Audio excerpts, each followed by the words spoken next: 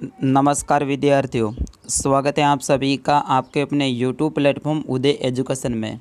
बात करेंगे इस वीडियो में आगामी वार्षिक परीक्षा की दृष्टि से इम्पोर्टेंट कक्षा 6 के विज्ञान विषय के पेपर के बारे में, जो कि आपके आगामी परीक्षा की दृष्टि से काफ़ी इम्पोर्टेंट रहने वाला है। तो आप सभी विद्यार्थियों से निवेदन रहेगा, वीडियो को अंत तक देखिएगा, वीडियो को लाइक कर दीजिएगा। आपका अपना चैनल अभी तक आपने सब्सक्राइब नहीं किया है तो चैनल को सब्सक्राइब कर लीजिएगा। सबसे पहले विद्यार्थियों, आपका जो पूर्णांक है वो रहने वाला है 70 अंक का, यानी 70 नंबर का आपका पेपर आएगा और आपको टाइम मिलेगा वो मिलेगा 2 घंटे और 30 मिनट का। ठीक है ना, कितना मिलेगा? 2 घंटे और 30 मिनट का मिलेगा। सबसे पहले आपको क्या करना है, पेपर के ऊपर जो निर्देश दे रखे हैं उनको पढ़ लेना है। जैसे कि पहला निर्देश यहाँ पे है कि विद्यार्थी सर्वप्रथम पेपर के ऊपर अपना नामांकन है वो लिखें। दूसरा निर्देश है कि इन प्रश्नों का उत्तर अपनी उत्तर पुस्तिका में लिखें और सभी प्रश्न है वो हल करने क्या है, अनिवार्य हैं। देखिएगा, इसमें पहला प्रश्न आपकी स्क्रीन पे आ चुका है कि सर्वाहारी जंतु हैं गाय, कौवा, हाथी या फिर बंदर। तो विद्यार्थियों इसका सही आंसर क्या हो जाएगा? सर्वाहारी जो जंतु हैं विद्यार्थियों वो हो जाएगा ऑप्शन ब में दे रखा है कौवा। ठीक है। अगला प्रश्न है कि पौधों का कौन सा भाग वो मिट्टी के अंदर होता है? जड़, तना, पत्ती या फिर पुष्प। विद्यार्थी बिल्कुल ईजी सा प्रश्न है, तो ऑप्शन नंबर अ रहेगा इसका सही आंसर। जड़ है वो जमीन के अंदर होती हैं। अगला प्रश्न है कॉकरोच में कितनी जोड़ी पैर होते हैं? ठीक है, कॉकरोच एक छोटा सा जीव होता है, तो उसके कितने जोड़ी पैर होते हैं? 1 जोड़ी, 2 जोड़ी, 3 जोड़ी या फिर 4 जोड़ी। तो आज मैंने परीक्षा ली थी तो हमारे ज़्यादातर विद्यार्थियों ने इस प्रश्न का उत्तर है वो गलत किया था, क्योंकि उन्होंने लिखा था 2 जोड़ी, जबकि कॉकरोच में है वो पैर होते हैं वो 3 जोड़ी होते हैं। तो अपना ऑप्शन स रहेगा इसका सही आंसर। अगला प्रश्न है कि निम्न में से निर्जीव हैं। ठीक है, निर्जीव हैं मतलब उसके अंदर जीव नहीं है, जैसे कि जल, शत्रक, काई और कीट। तो विद्यार्थियों इसका सही आंसर क्या हो जाएगा? निर्जीव हैं वो हो जाएगा अपना ऑप्शन नंबर अ में दे रखा है जल, तो ऑप्शन नंबर अ रहेगा आपका सही आंसर। बढ़ते हैं अगले प्रश्न की ओर। अगला प्रश्न आपका 5वां है कि आवास किसे कहते हैं? तो विद्यार्थियों अगर आपको आता है तो आप ज़रूर बताइएगा। आवास वह स्थान होता है जहाँ पे जीव जंतु और हम रहते हैं, तो उस स्थान को अपन क्या कहते हैं? आवास कहते हैं। तो आपको लिखना है कि वह स्थान जहाँ पर जीव एवं हम रहते हैं उस स्थान को आवास कहते हैं। अगला प्रश्न है क्या सभी जीवों को एक ही किस्म के भोजन की आवश्यकता होती है? तो बिल्कुल इसमें आपका जो आंसर रहेगा वो आप लिखोगे कि नहीं, सभी जीवों को है वो एक ही किस्म की भोजन की आवश्यकता नहीं होती है, क्योंकि कुछ जीव हैं वो शाकाहारी होते हैं, कुछ जीव है वो मांसाहारी होते हैं, तो कुछ जीव हैं वो सर्वाहारी होते हैं। ठीक है। अगला प्रश्न है कि हमारे भोजन के मुख्य पोषक तत्वों के नाम लिखिएगा। तो विद्यार्थियों हमारे भोजन के मुख्य पोषक तत्व कौन कौन से हो जाएंगे? तो यहाँ पे आप लिखोगे प्रोटीन। ठीक है, ये आपको लिखना है प्रोटीन, फिर उसके बाद में आप लिखोगे वसा, फिर उसके बाद में आप लिखोगे कार्बोहाइड्रेट, फिर उसके बाद में आप लिखोगे विटामिन। ठीक है ना, ये ज़रूरी है पोषक तत्व। ठीक है, विटामिन, फिर उसके बाद में आप खनिज और लवण। ठीक है ना, खनिज लवण ये आप लिखोगे। इतना लिखोगे तो आपको पूरे में से पूरे नंबर मिलेंगे। अगला प्रश्न है आपकी स्क्रीन पे कि तंतुओं से धागा निर्मित करने की प्रक्रिया है वो स्पष्ट कीजिएगा। तो तंतुओं से धागा निर्मित करने की जो प्रक्रिया है वो आपको बतानी है। अगर आपको आंसर आता है तो ज़रूर आप बता सकते हैं। बाकी यहाँ पे देखिएगा, तंतुओं से जो धागा बनाने की प्रक्रिया है वो कताई कहलाती है, और इस प्रक्रिया में रुई के एक जो पुंज होता है उसको खींचकर ऐंठते हैं, तथा ऐसे करने पर है वो तंतु यानी पास पास में आ जाते हैं और इसे तागा बन जाता है। इस तरह से आपको यहाँ पे इनका उत्तर है वो लिखना है। अगला प्रश्न है प्रश्न संख्या 9 है कि क्या गैसें भी जल में विलीन होती हैं या फिर हो जाती हैं?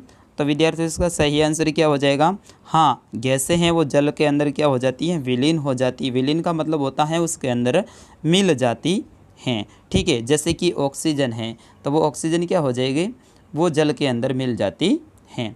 अगला प्रश्न है कि विलेय तथा अविलेय पदार्थों में अंतर स्पष्ट कीजिएगा। विद्यार्थियों ये प्रश्न वेरी इंपॉर्टेंट हैं आपके आगामी वार्षिक परीक्षा की दृष्टि से। तो सबसे पहले है ना, इनको आपको अंतर स्पष्ट करना है। इस तरह से आपको सारणी बना देनी है।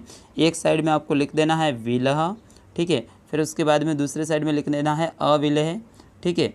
इस तरह से आपको लिखने के बाद में फिर इनके देखना है कि विलेय ऐसे पदार्थ होते हैं जो जल में घुल जाते हैं, उसे विलेय कहते हैं। और अविलेय में आप क्या लिखोगे, ये ऐसे पदार्थ होते हैं जो कि जल के अंदर घुल नहीं जाते हैं या फिर मिल नहीं जाते हैं, उसे अविलेय पदार्थ कहते हैं। विलेय पदार्थ का आपको उदाहरण देना है तो जैसे यहाँ पे लिखोगे आप नमक का, ठीक है ना। नमक को अपन पानी के अंदर डालेंगे तो क्या हो जाएगा, वो विलेय हो जाएगा, यानी पानी के अंदर मिल जाएगा। उसी प्रकार से आपके जो चीनी है हर घर में होती है, तो वो चीनी है उसको भी अपन है ना पानी के अंदर डालते हैं विद्यार्थियों, तो वो क्या है, वो विलेय हो जाती है, यानी मिल जाती है पानी से। उसी प्रकार से यहाँ पे आपको अविलेय में लिखना है तो यहाँ पे आप लिख सकते हैं चौक पाउडर, ठीक है ना। चौक पाउडर है, आप सभी को पता है कि वो नहीं मिलता है। जैसे कि लकड़ी का बुरादा, ठीक है, लकड़ी का बुरादा वो भी अविलेय हो जाएगा। चलिए अगला प्रश्न देखते हैं। प्रश्न संख्या 11 है कि पदार्थों को पृथक करने की हमें आवश्यकता क्यों होती है। विद्यार्थियों आप बताइएगा, पदार्थों को पृथक करने की आवश्यकता है वो हमें क्यों होती है, ठीक है। फिर उसके बाद में अगला 12वां प्रश्न है कि निष्पावन से क्या अभिप्राय है और यह कहाँ उपयोग में किया जाता है। तो विद्यार्थियों आपको आता है क्या निष्पावन? नहीं आता है तो मैं बता देता हूँ कि पवन के द्वारा हल्के व भारी जो अव्यय होते हैं उसको पृथक करने की प्रक्रिया को क्या कहते हैं, निष्पावन कहते हैं। इसका उपयोग किसान हल्के और भारी जो अव्यय है उसको पृथक करने के लिए करते हैं। तो इस तरह से आपको यहाँ पे इनका उत्तर है वो बता देना है। अगला प्रश्न है कि यदि किसी पुष्प की पंखुड़ियों परस्पर जुड़ी हो तो स्त्री केसर पंखुड़ियों से जुड़ा होगा। तो इसमें सही आंसर क्या हो जाएगा विद्यार्थियों, आप ज़रूर बताइएगा, मैं थोड़ा सा इंतज़ार करूँगा अगर आपको आता है तो बिल्कुल। अगले प्रश्न अपन देख लेते हैं। अगला प्रश्न भी इसी से संबंधित है कि पुष्प के विभिन्न भागों के नाम लिखिएगा। पुष्प के जो अलग अलग भाग है उनके नाम आपको लिखना है, या फिर ये नहीं आता है तो आपको क्या करना है, एक पुष्प स्वसंध का नामांकित चित्र है वो बना देना है। तो यहाँ पे देखिएगा पुष्प के कई सारे भाग हैं, जैसे कि यहाँ पे आप लिखेंगे स्त्री केसर, ठीक है ना, ये आपको लिखना है स्त्री केसर, ठीक है। फिर उसके बाद में आप लिखेंगे अंडा से, क्या लिखेंगे, अंडा से। फिर उसके बाद में आपको लिखना है में पुंक केसर हो गया, व्रतिका हो गया, ब्रह्मदल हो गया, पंखुड़ियाँ हो गया, और लास्ट में आप लिखोगे वतिकाग्रह, ठीक है ना। इस तरह से इनके विभिन्न अंगों के नाम आपको लिखने हैं। प्रश्न संख्या 15 है कि केंचुए मिट्टी को किस प्रकार उपजाऊ बनाते हैं।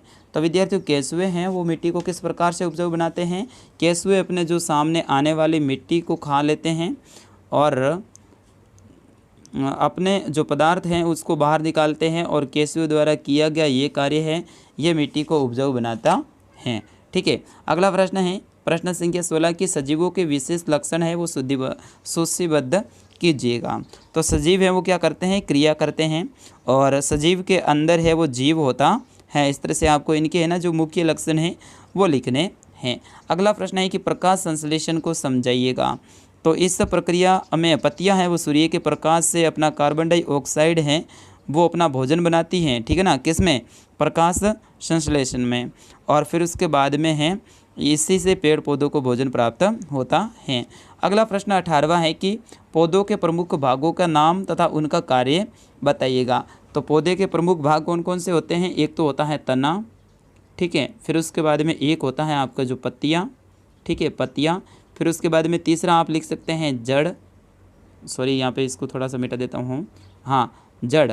फिर इनके है ना कार्य लिखने हैं, जैसे कि तना है वो क्या करता है, तना है वो जल एवं खनिज को है वो पत्ती व पौधों के अन्य भाग तक हैं वो पहुंचाते हैं। उसी प्रकार से पत्ती की में आप क्या लिखोगे, पत्ती है वो वाष्पोत्सर्जन की प्रक्रिया से जल को बाहर निकालने का काम करती है। उसी प्रकार से आपको जड़ का लिखना है तो जड़ क्या करेगी, जल एवं खनिजों को तने तक पहुंचाने का काम है वो जड़ करती है। इस तरह से आप लिखोगे तो आपको पूरे में से पूरे नंबर मिलेंगे। तो विद्यार्थियों ये था कक्षा 6 का आपके वार्षिक परीक्षा की दृष्टि से इम्पोर्टेंट विज्ञान का पेपर। मैं आशा करता हूँ आपको ये पसंद आया होगा और इस पेपर को आप ज़्यादा ज़्यादा शेयर कीजिएगा, लाइक कीजिएगा, और जो आपके साथी है उनको भी ज़रूर आप दिखाइएगा। विद्यार्थियों अगला किस विषय का पेपर सही है आप कमेंट में ज़रूर लिख दीजिएगा, मैं आपके लिए हाजिर रहूँगा और ऐसे ही महत्वपूर्ण प्रश्न ज़रूर लेके आऊँगा। आपके अपने सर उदय सर को दीजिएगा आज्ञा। मिलता हूँ अगली क्लास में, तब तक के लिए जय हिंद, वंदे मातरम।